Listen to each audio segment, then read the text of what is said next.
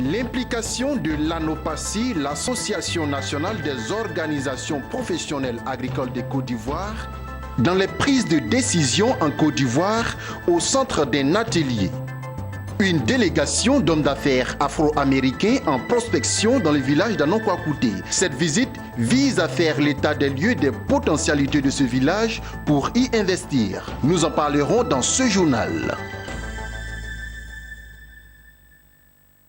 Bonsoir à tous, vous regardez Business 24 Africa, la chaîne de l'innovation au cœur de l'émergence africaine.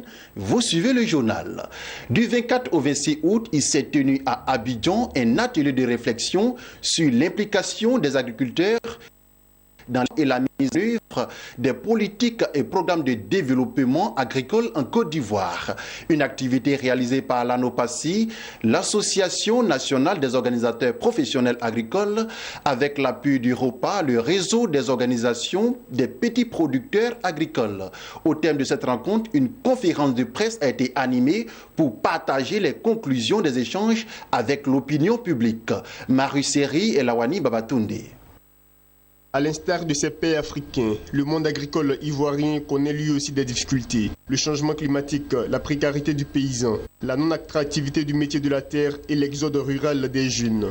Pour mettre fin à ces problèmes, l'Association nationale des organisations professionnelles agricoles de Côte d'Ivoire, ANOPACI, veut être un acteur majeur dans les prises de décision. Un atelier de réflexion a donc été organisé sur l'application des agriculteurs dans l'élaboration et la mise en œuvre des politiques et programmes de développement agricole en Côte d'Ivoire. Parler d'une même voix, œuvrer à la consolidation des acquis et poursuivre le dialogue avec l'État ont été quelques propositions émises au cours des travaux pour atteindre cet objectif. Les réflexions menées ont permis aux participants, notamment les filières agricoles représentées, de faire des propositions dont la mise en œuvre permettra de mettre en place un cadre pérenne de dialogue et de concertation regroupant l'État, l'ANOPACI, le secteur privé, les partenaires techniques et financiers et la société civile. Ce cadre permettra en outre de faire l'interface entre l'État et les agriculteurs. Contribuer de façon active aux programmes et stratégies portant sur la sécurité alimentaire et le développement rural en Côte d'Ivoire, principalement pour la relance et le développement du secteur vivrier. Cette rencontre a été réalisée avec le soutien de l'organisation panafricaine ROPA, le réseau des organisations des petits producteurs agricoles. Elle a vu la participation des ministères en charge de l'agriculture et des ressources animales et halieutiques et des structures d'appui au développement rural. Chacun de ses partenaires a apporté son expertise pour des échanges enrichis. Ce que nous avons apporté, nous avons aidé d'abord dans la préparation de l'atelier en termes de thématiques.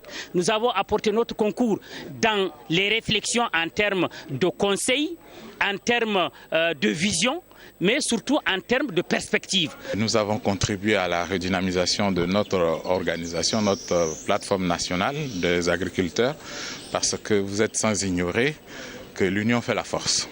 Et l'ANOPACI rassemble la totalité des filières agricoles de Côte d'Ivoire. Et elle a permis quand même de poser des grands axes à travers sa participation au comité de pilotage du PENIA, qui est le programme national d'investissement agricole, et qui préside aussi le cadre de concertation des OPA et de la société civile pour veiller à la bonne application des engagements pris dans le cadre du PENIA. On a pu quand même avoir des résolutions qui vont apporter un tant soit peu des solutions à notre secteur. Notamment, on ne pourra pas oublier le changement climatique, qui est aujourd'hui un phénomène qu'on ne peut pas aujourd'hui négliger, sans composer avec. Aussi, il y a le problème, la question de la jeunesse. Parce qu'il ne faudrait pas qu'on pense que c'est quand on a échoué dans la vie qu'on va à l'agriculture, mais plutôt que c'est un métier noble qui nourrit son homme. Donc autant de décisions qui vont vraiment booster quand même l'agriculture. Créée en 1998, l'Association nationale des organisations professionnelles agricoles de Côte d'Ivoire, ANOPACI, regroupe 30 fêtières qui gèrent les activités agricoles et halieutiques sur l'ensemble du territoire. Sa principale mission, créer une plateforme d'échange, de concertation et de négociation entre ses membres pour harmoniser ses priorités. Le village d'Anokwakouté a reçu la visite d'hommes d'affaires afro-américains. Objectif de cette visite, faire l'état des lieux des potentialités du village et inviter les hommes d'affaires américains à venir investir en Côte d'Ivoire. Cette visite d'hommes d'affaires américains s'inscrit aussi dans le cadre du forum économique qui se tiendra très prochainement à New York, aux États-Unis. Mondesi Nascimento Odifini pour le reportage. Délégation d'hommes d'affaires en prospection au village Anokwakouté en Côte d'Ivoire. Le but de cette visite d'hommes d'affaires afro-américains est d'établir des contacts avec les autorités locales d'Anokwakouté et également prospecter et faire les diagnostics des opportunités en vue de commercer. La délégation composée des représentants d'entreprises actives dans le secteur de l'immobilier, de la santé, de l'éducation et du commerce se sont entretenus avec les autorités locales d'Anokwakouté qui devront se rendre le 29 août prochain en Amérique. Nous avons des terres et nous voulons vraiment que les gens viennent pour bâtir des programmes immobiliers. Et ces programmes immobiliers, l'État de Côte d'Ivoire en a besoin. Nous en avons besoin. Et nous avons aussi besoin des centres de santé et tout ça. Nous avons beaucoup d'échanges. Nous avons parlé de jumelage entre Anokwakouté et certaines villes, certains États des États-Unis. Donc nous allons rencontrer donc des sénateurs et des gouverneurs. Ce que cela va donner, mais du bon fruit. Autre temps ayant marqué cette visite, la représentante des hommes d'affaires afro-américains, Touré Nassiri, a été faite citoyen du village d'Anokwakouté. Ce qui sera fait entre la population d'Anokwakouté et les investisseurs américains, nous allons leur proposer. Vous savez, on est en business. Nous sommes en business. C'est les investisseurs, ils vont venir faire ce qu'ils veulent faire. Mais il y a le côté business aussi. Right? Ils viennent construire, ils viennent faire des choses et puis ils vont faire des échanges. C'est comme ça.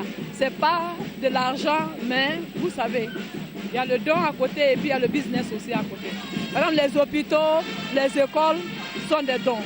Mais investir, faire des routes, des constructions, les maisons sociaux, ça, c'est le côté business.